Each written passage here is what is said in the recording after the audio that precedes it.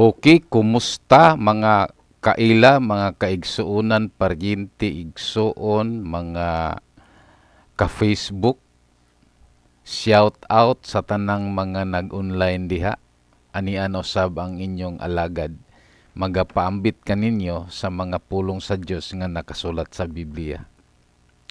Giilan nako ang balang Espiritu Santo mo'y pinakamaayong magtutudlo nga gamito niya akong baba aron magapanulti kaninyo sa kamatuoran. Blessed be the God of Abraham, Isaac, and Jacob, the one God, our Heavenly Father. And praise to Jesus Christ, the one Lord and King of Kings. Ang topic nga akong ipaambit kaninyo karon is Christology, kinsa si Jesus. Sumala sa John 1:14, the Word become flesh and live among us. We saw His glory, such glory as of the one and only Son of the Father, full of grace and truth. So sa walay duha-duha, ang pulong nahimong unod o mao kini ang katumanan si Kristo Jesus. So, and the Word become flesh. Kanus aman, nahitabo kini. Gikan sa gipamulong sa Dios o nakasulat sa Biblia sa Juan 1:14. Ang pulong diha ng daan o pinaagi sa mga pulong ang tanang butang nahimo. Mao kanang atong nakatunan sa atong topic nga ang pulong sa Dios. So karon ang pulong nahimong unod. So gikan sa sinugdanan dunay gap nga ato ang lantawon aron dili ta masayop sa atong pagtuon. So ingon diha sa Lucas 1:30 hangtod sa 31, and the angel said to her, "Do not be afraid, Mary, for you have found favor with God. And behold, you will conceive in your womb and bear a son, and you shall call his name Jesus." Ug mao kini ang katumanan sa giingon sa Juan 1:14. Okay? So kung atong lantawon ang Juan 1:1 hangtod sa Juan 1:14, dunay 4,000 ka mga katuigan ang gap niini. Gikan sa Juan 1:1, dunay 4,000 ka katuigan ayha nahitabo ang Juan 1:14. Nakuha ba ninyong punto migsoon? Ug ang mga panghitabo natuman sa Lucas 1:28 hangtod 31 sa tuig 1 Anno Domini. O di ba? So hinaot nga doon na tayo nakatunan mga kaigsunan, no? So gilantaw nato ang time element. Okay? So it's not the God was become flesh. It's the Word. Dapat mga igsoon honesta sa atong pagbasa. Do not read the word that is actually not there. Sometimes usahay magigsoon gibasa nato pero wala diha. Daghang kaytang madunggan nga ang Dios nahimong unod. Mga kaigsunan, dili ta malimot nga ang Dios espiritu ug dili siya mausab.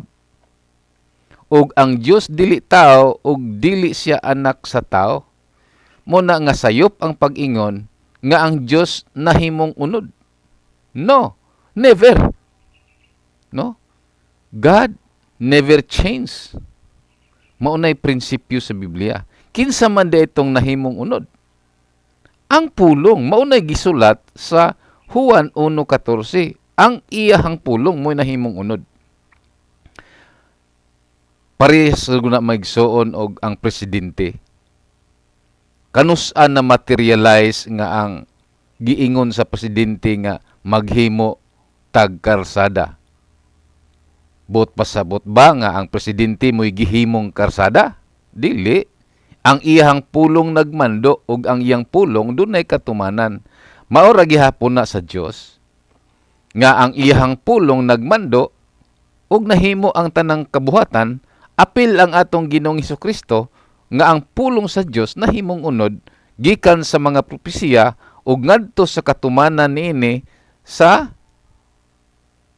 Lucas 1:30 ug 31. So dili ang Dios mo nahimong unod igsoon, dapat tin-aw ni. The one God gave His Son by the power of His Spirit into the womb of Mary through His creative word. Dili ba? Pag-adto ni Anghel Gabriel kang Maria, gipamulong ni Anghel Gabriel nga bulahan ka sa mga babae nga tanan. Magmabdos ka. So kadto ang sinugo sa Dios nga ipadala ang pulong, creative word. Pag ingon diha nga magmabdos ka, niya nang tungura, sigurado gyud nga nagmabdos si Maria. Ug maunay katumanan sa Juan 1:14 sa panagna nga ang pulong nahimong unod. So the begotten Son was in the form of God the Father. Ang bugtong matuod nga Dios naa na sa purma. Mga igsoon, buot ko nga ipadayag ninyo ang kamatuoran. Wala kini masabti o labi na ang mga translator nato kung dili gyud ta magtuon mga igsoon, malimbungan gyud ta. Kanang giingon nga ang bugtong anak naa na sa purma sa Dios, wala kini mahuwad sa saktong pagka-translate. Kanang form mga igsoon, dunay mingon nga pag-request og form 137. Oh. Unsa may sabot ana? Papilis, sulat, purma. Meaning to say, pag-ingog, the begotten Son was in the form of God the Father. Meaning to say, naa na siya sa kasing-kasing, sa master plan, sa foreknowledge of God. Mao man ay atong gihisgutan mga kaigsuonan sa pulong, di ba? Kung balikan nato ang topic nga pulong, tulo ka function ang pulong sa Dios. Foreknowledge, spoken word, o written word. So ang atong Ginoong Hesus naan ng daan sa purma sa Dios, sa heart, sa master plan, sa foreknowledge of God. Munang pag-ingon niya sa Pilipos 2:6, who existing in the form of God, didn't consider it robbery to be equal with God. Dili na nimo masabtan kining pangunaw-naa sa Binisaya og Tagalog nga pagkahubad. Dili na mo makitaan mga igsoon. Kay giusab na ang meaning sa form. Tungod kay ang New Testament, gisulat siya mga igsoon nga dunay background nga mythology. Dunay myth nga background ang mga writers. Muna nga kargado og underworld story ang New Testament kung dili ta mag-amping. Munang ako nag-amping ko pag-ayo nga kining bugtong anak sa Dios diha nang daan sa heart, sa kasing-kasing sa Dios, sa master plan, sa foreknowledge of God. Mao na mga kaigsuonan, form, no? Lahi na ang hubad sa Binisaya og Tagalog mga kaigsuonan. So the one true God was not incarnate as a son. Ang bugtong matuod nga Dios, wala na siya nagpakatao. Wala gihapon masabti mga igsuon. Daghang gihapon kaayong nasayop nga ang Dios kuno nagpakatao. Dili magpakatao ang Dios. Kay ang Dios nagsulti na nga espiritu ug dili siya mausab, ug ang Dios dili tao ug dili anak sa tao. Muna nga ang Dios wala nagpakatao. Kundili ang mabasa nato sa Biblia, mianhi si Kristo sa unod. Jesus Christ was sent out by God the Father. Gipadala siya. Dili kay ang Dios maoy nagsugo, maura po'y nagtuman sa sugo. Jesus said, tanawag maayamigsoon, believe in God, believe also in me. O, diba? Sa John 14:1 o sa John 5:24, ang maminaw kanako ug mutuo nga nagpadala sa nagpadala kanako. So dunay sender ang Dios nga Amahan ug dunay sent out si Jesus Christ. Dili kay ang Dios nagpadala, siya ra po hing-adto. Ang Dios gasugo, siya ra po hing-adto. Ang hina naman ng Dios mo, mo'y magsugo, mura po'y muadto. Ang Diyos sa Biblia, nagmando. Gigamit niya ang mga pulong, ug mahimo kini. No? So, mo na nga, diha mga kaigsunan, atong sabton pag-ayo ang gisulti sa Biblia. So, si Adan, Adam was created in the image of God, in God's likeness. Genesis 1:26. Ang unang tao nga si Adan gibuhat gayod sama sa dagway sa Dios. Meaning to say, all living creatures surely see God by looking Adam. But the first Adam was filled to sin. Ang ato magong prinsipyo migsoon mao dayon na nga. Pilipi kadugay na natong nagkuyog. Wa gyud kakakita sa Amahan nga ang nakakita sa Amahan, kanako nakakita sa Amahan. So ato dayong gi-assume nga si Jesus mao di ang Amahan. Kulang kaayo tag pagsabot magsuon kun mauna. Nga kumo kay miingon si Jesus nga ang nakakita kanako nakakita sa Amahan, siya na di ay dayon ang Dios nga Amahan. Adili na mao igsuon. Kay si Adan gibuhat pod sama sa dagway sa Dios. Sa ato pa, kung nabuhi pa si Adan karon ug wala pa nakasala, mingon po na si Adan nga ang nakakita kanako, nakakita sa Dios. Kay si Adan gibuhat man pod sama sa dagway sa Dios. So sayop ang pagsabot nga kumo kay si Jesus miingon nga ang nakakita kanako, nakakita sa Amahan, siya na pod ang Dios nga Amahan. Dili mao magsuon. God made another Adam, Jesus Christ, the perfect image of God. Kay nakasala man si Adan, ang unang Adan, nagpadala siya ikaduhang Adan, nga perfect nga tao, nga giingon pod nga siya dagway sa Dios nga dili makita. So mo na mga kaigsunan. So the same manner, Jesus Christ, the Son of the living God, was created by the spoken word of God through Angel Gabriel in Luke 1:30-31. Nganong giunsa man pag-anhe, giunsa man pagkatuman nga ang pulong nahimong unod. Gipamulong sa iyahang anghel sa pag-ingon, Maria ayaw kahadlok, maga mabdus ka. Ang atong Ginoong Hesukristo gihimo mianhi pinaagi usab sa pulong mo na nga the word become flesh in John 1:14. Kay ang Dios mga kaigsunan manglalalang gamit ang iyahang pulong. Hinaut nga klaro ni igsoon. And it was in the master plan of God for knowledge before anything was created. Munang ingon diha sa John 1:18, Romans 8:29. Unsay giingon diha? The begotten Son was in the bosom.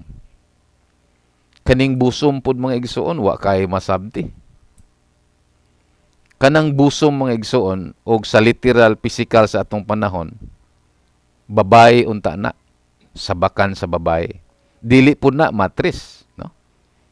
Di pud nato hunaw-naon nga ang bosom matris. Kay lahi biya po in English ang matris. Lahi biya ng matris og sabakan. sintrong dughan magunang pulong ng busom. So, kung atong hunahunaon, sa kasing-kasing sa master plan sa foreknowledge of God. Kung imuhang sabton ang tanang mga pagtulunan sa Biblia, ang bugtong anak, mga kaigsoon, na naanadaan sa kasing-kasing sa master plan sa foreknowledge of God. Muna'y ipasabot na naigsoon kung anistang musabot sa tanang tibuok kamatuoran.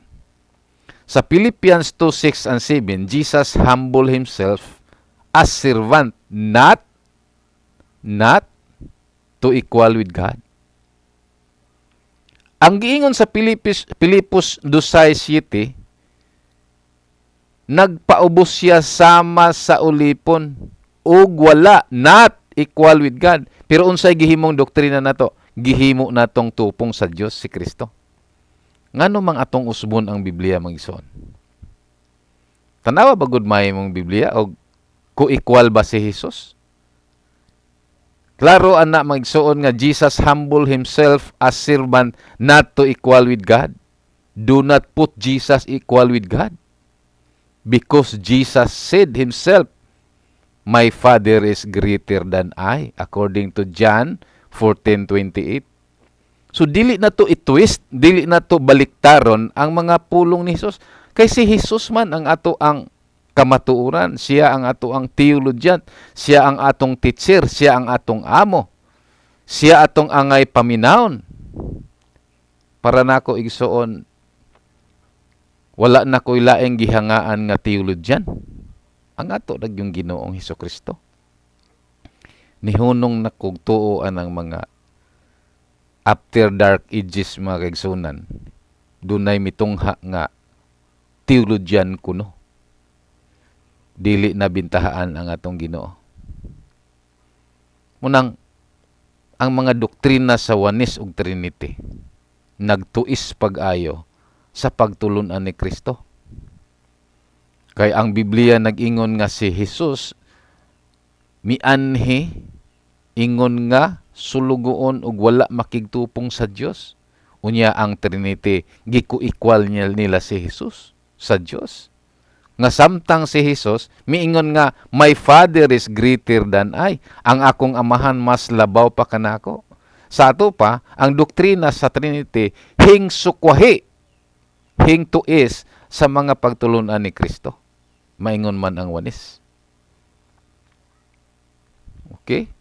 So, bisan kita maigsoon, we exist together with Christ in the foreknowledge of God. Di lang si Jesus. Ephesians 1:4, even as we choose us, even as He chose us in Him before the foundation of the world, that we should be holy and blameless before Him in love.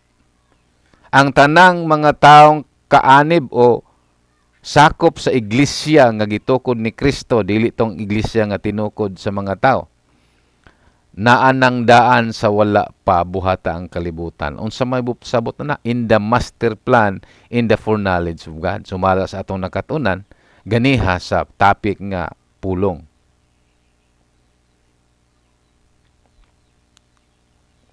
We exist together with Christ in the foreknowledge of God. Roma 8:29. For whom He foreknew, He also predestined to be conformed to the image of His Son, that He might be the firstborn among many brothers.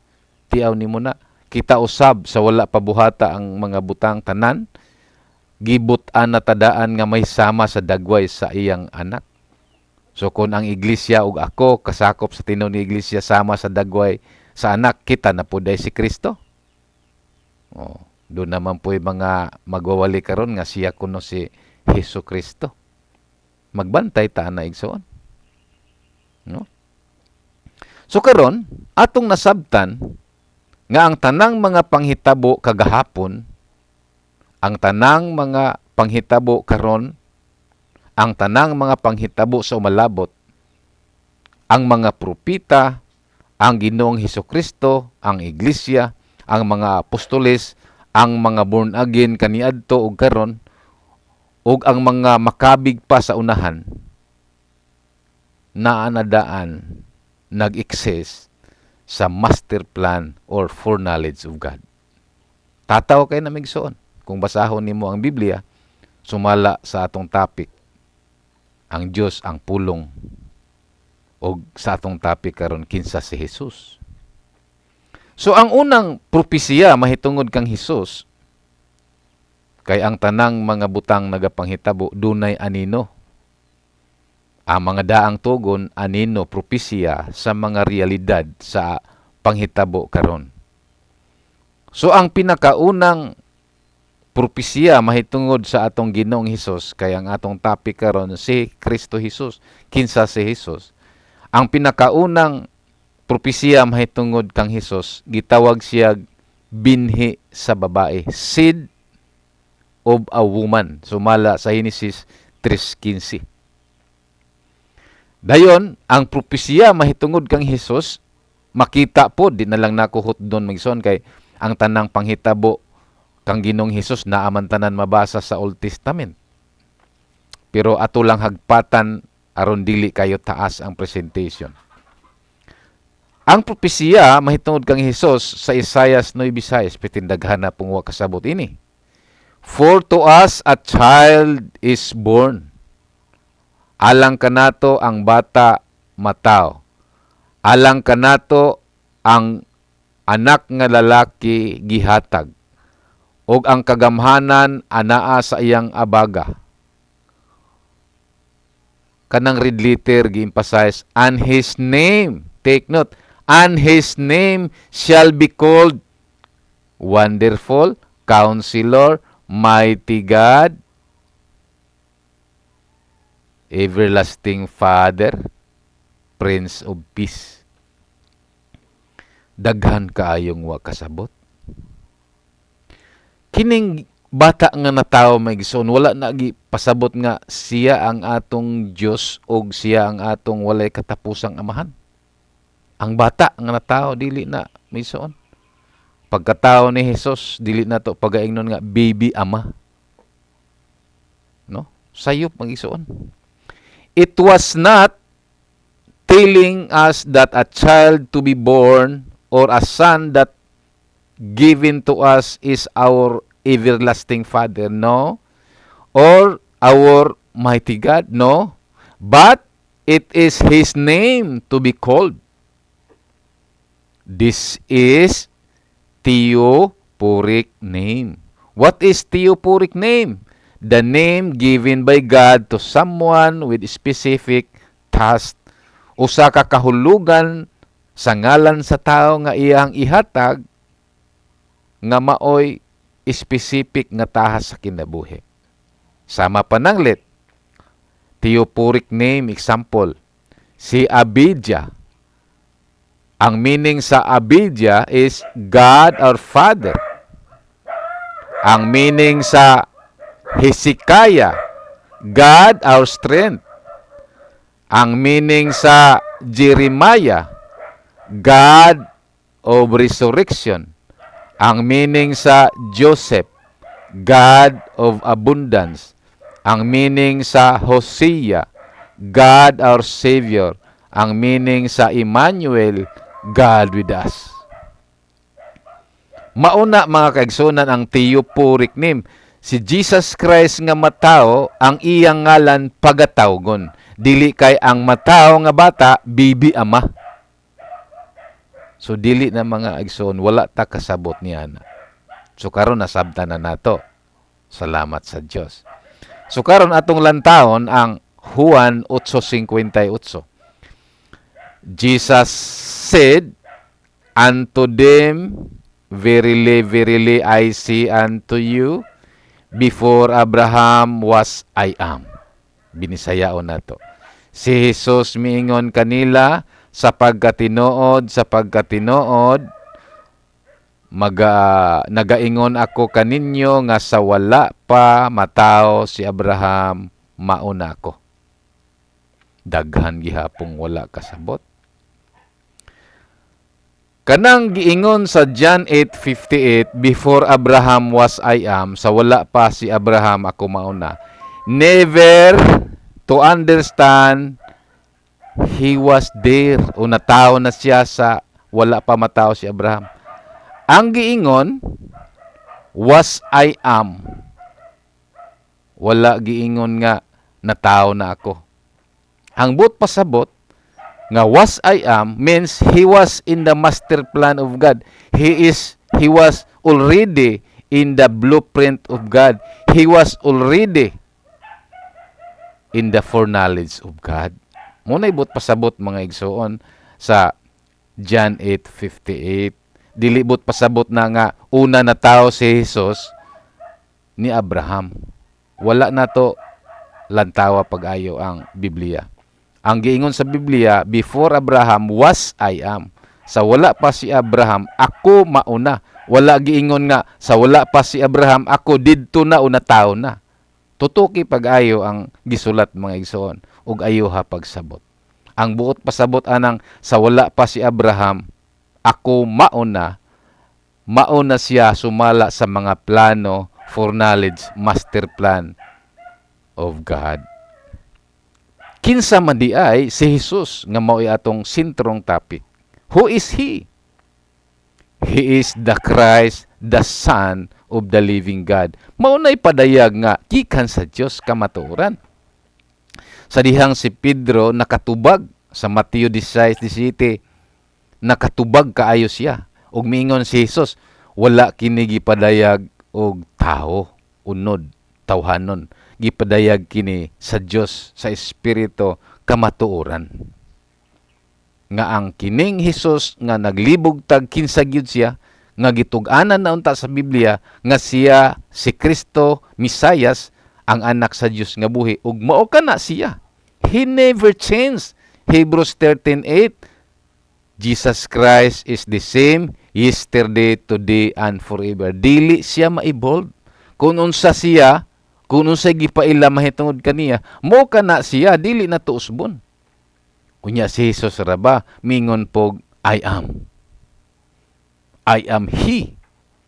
Ako mao siya. Karon kay miingon man si Jesus nga ako mao siya. Siya day pud ang amahan. Unya kay ang amahan miingon pud nga ako mao ako, siya pud si Jesus. Wa gyud ta magtuon sa Biblia kung mao. Ang amahan nag-claim nga I am that I am, gisulti dito nga I am Jehovah, I am Yahweh. Dunay specific ang iyang mga I am. Si Jesus po, ingon siya I am, doon na po specific ang iyang pagka-I am. Meaning to si I am He, meaning to si He is the Christ. Ingon siya, you call me teacher and Lord. You say so correctly. For so I am. Klaro kay mga igsoon. Kung magtuon di tag maayo sa Biblia, dili na di ta mag-imbento. Nganong mag-imbento ang mga relihiyon o doktrina kay dili kaayo magtuon sa mga gipanulti ni Jesus. Sa Juan 13:13, ingon si Jesus, gitawag ninyo ako nga magtutudlo o Ginoo, kay mao magina-insakto nga ako. Sa John 20:31, but these are written so that you might believe that Jesus Christ is the Christ. Jesus is the Christ, the Son of God, and that believing you might have life in His name. So ang iyahang pagka-I am He is the Christ. Kay doon na may mga meaning nga Kristo mutungha. Mateo 24:24. So ang iyahang pagka-Jesus, mao ang tinuod nga Kristo, mo naibot pasabot na I am He, ako mao siya. Dili mini, tinuod siya. So the Son who never changed, Jesus Christ, precisely revealed to Peter as Messiah Christ. Mateo 16:17, Hebrews 13:8, Jesus Christ is the same yesterday, today, and forever. And claim I am. So which means usay sabot diyan ang iyang I am. I am the bread of life. John 6:22-59. I am the light of the world. Kamu nalay tan-aw sa mga teksto igsoon. Number 3, I am the door. Munay I am ni Jesus Christ. I am the good shepherd. Number 5, I am the resurrection and the life. Number 6, I am the way, the truth, and the life. Number 7, I am the true vine. Munay mga I am ni Jesus Christ. Number 8, I am the Alpha and the Omega. So dapat dili ta masayop nga ang amahan nag-istorya pod nga I am the Alpha and Omega. Kumo kay si Kristo nagklimpod nga I am the Alpha and Omega, siya na pod ang amahan. Hilig ka ita mo imbento kung mauna. So sa Biblia nag-ingon nga gipaila na. I, Jesus, have sent my angel to testify these things to you over the churches.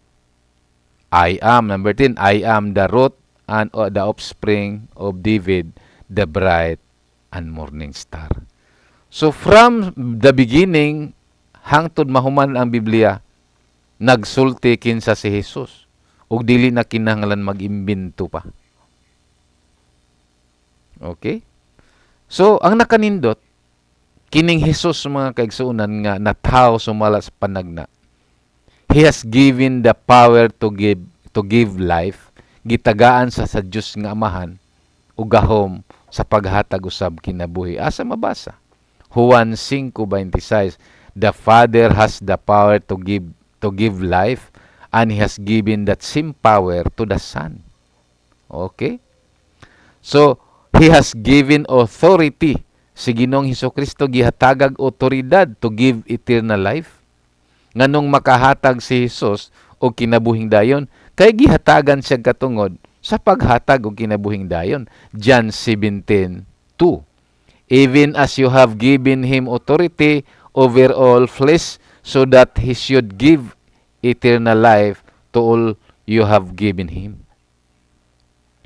Nindot kayo migsoon kung mahibalotas ka matuuran kinsa si Jesus. Sumatod pa sa buhat 2:36, therefore let all the house of Israel know assuredly that God the Father, that God made this same Jesus whom you crucified, both Lord and Christ. Ingon si Pedro, gusto kong masayran ninyo nga kining Hesukristo nga kining Hesus nga inyong gilansang, gihimo siya sa Dios nga Ginoo ug Kristo. Dapat magsuon din hita sa Biblia mo to. Dili ta maghimog imbento, no? Ang nakanindot mga igsoon, siya ang gitawag nga the one Lord.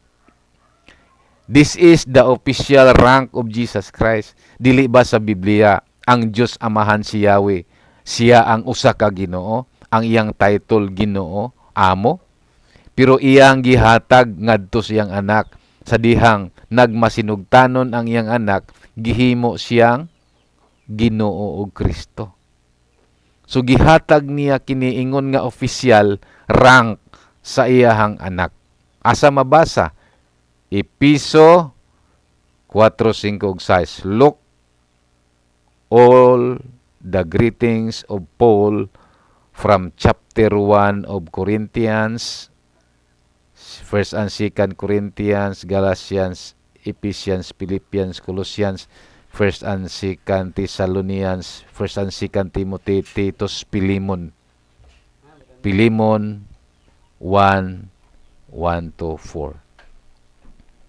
So, mga kaigsuunan, klaro kayo nga kining Ginoo mo ang official rank sa atong Ginoong Hesukristo.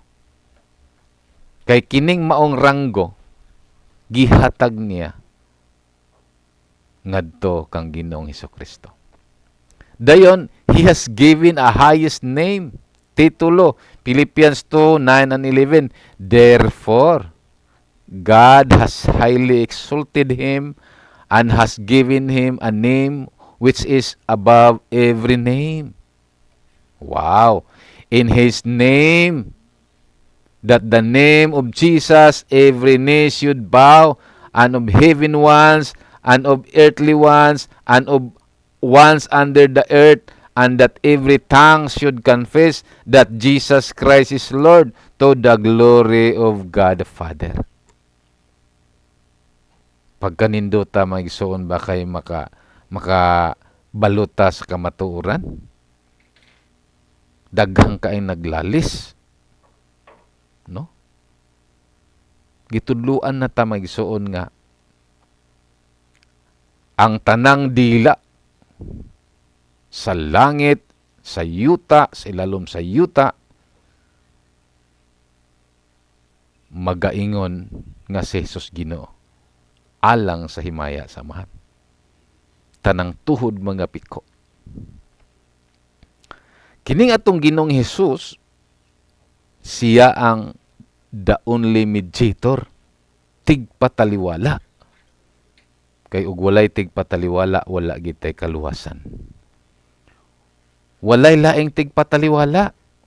Pag mata-mata na mo mga igsoon, dili pwede nga moagi tang Maria, dili mo pwede moagi tang San Pedro, San Vicente, San Roque, Santo Niño.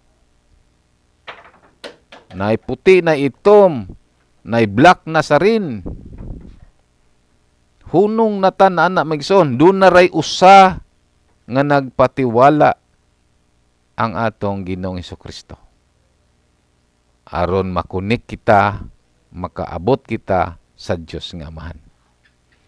Gitawag ang atong Ginoong Hesus og the Lamb, ang kordero sa Dios. Diha sa Millennial Kingdom, ang iyang titulo, ang kordero, Ginoo sa mga Ginoo, hari sa mga hari, kung tan-aw nimo ang Revelation 17:14. Kanus-an na magsoon, kana sa iyahang pagkahari sa usa ka libo ka tuig diha sa Mount Zion. Geographically, Mount Zion. No. Gitagna na siya nga hari. Matud pa sa Salmo 2:6, "Yet I have installed my king on Mount Zion, and his kingdom will never end." Muna nga sa Millennial Kingdom ang katumanan, gitawag siya Ginoo sa mga Ginoo, hari sa mga hari. Okay? Muna nga atong Ginoong Hesus.